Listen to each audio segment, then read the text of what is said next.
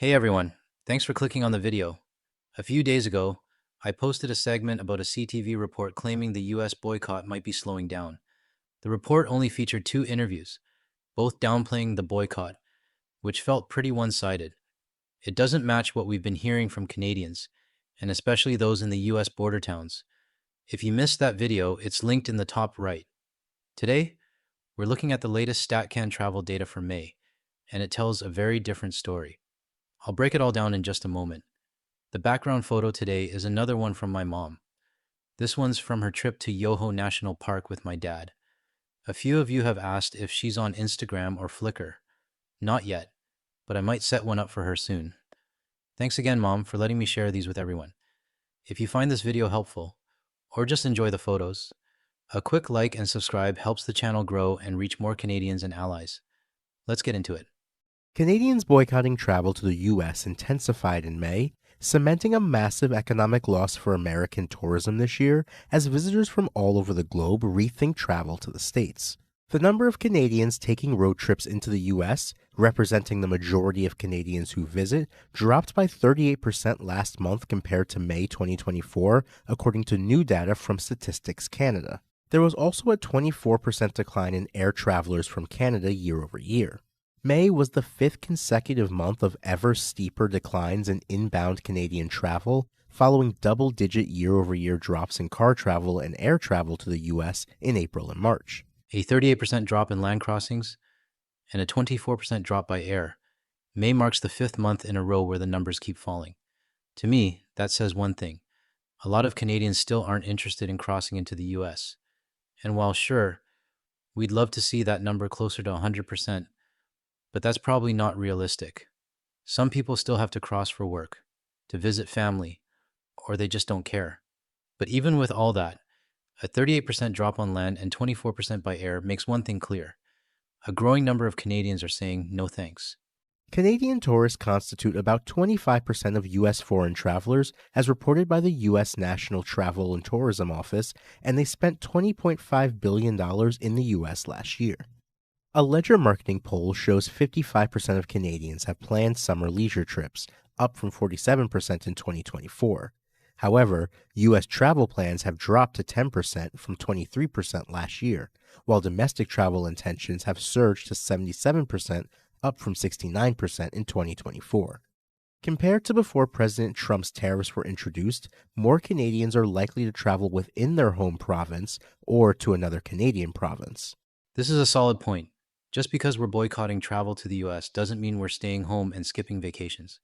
We're still traveling, but we're redirecting that spending toward Canada or to countries that actually treat us with respect. Europe, Australia, parts of Asia, places that still value their relationships with Canadians.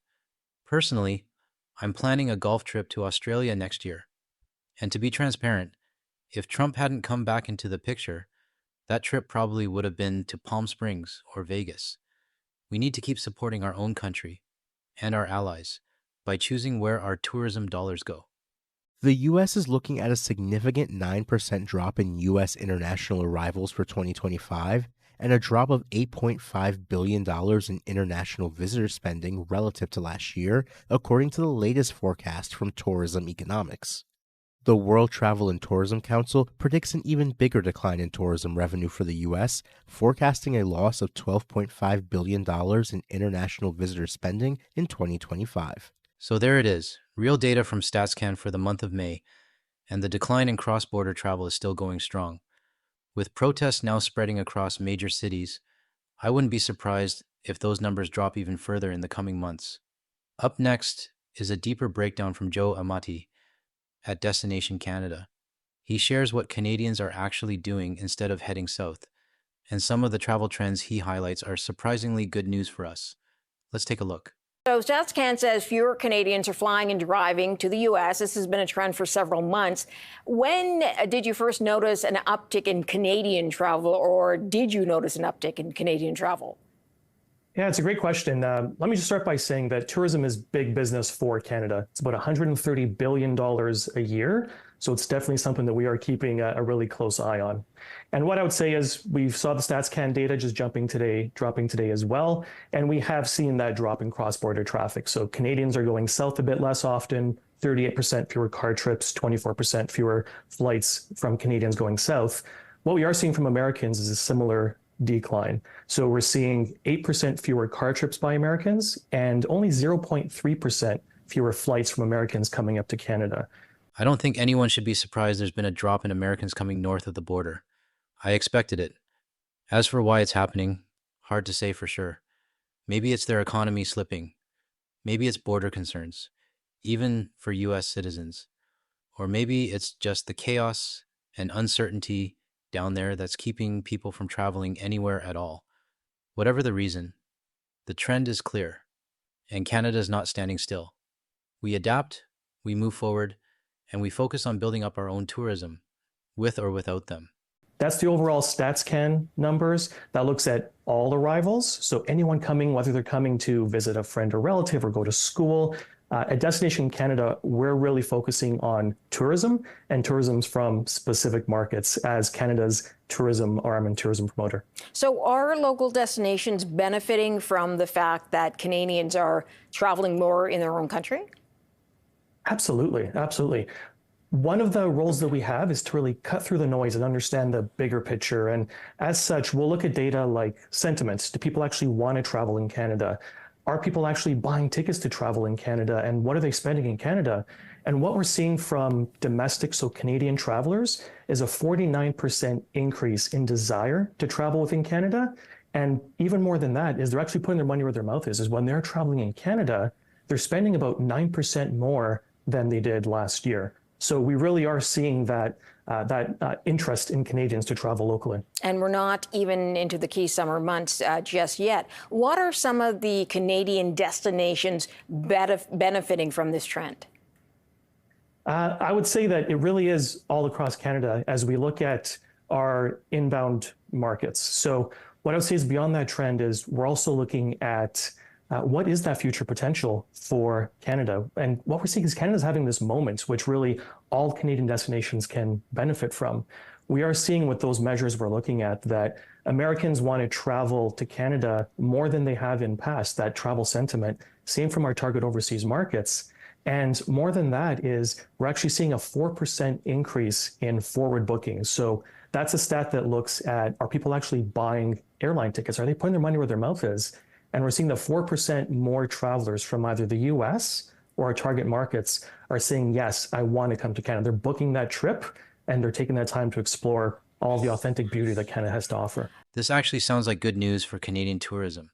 Tourists from the US, from within Canada, and even from overseas are starting to confirm their trips again.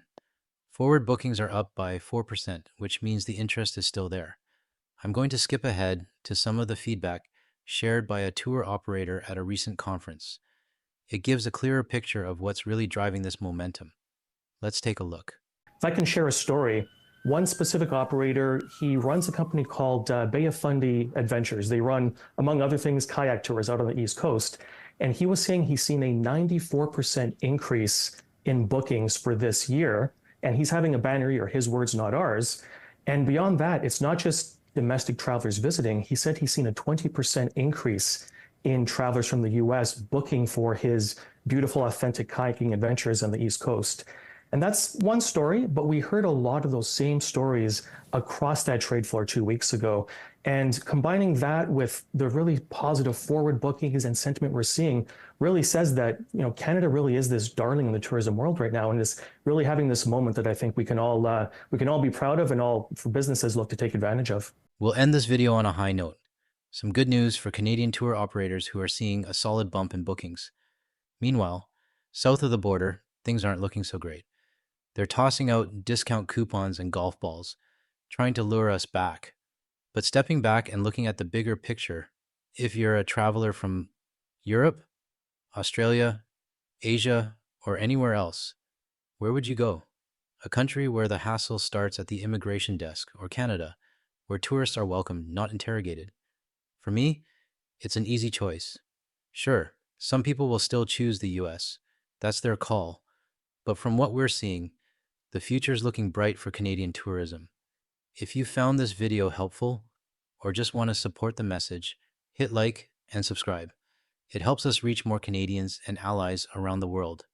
Take care, and I'll see you in the next one.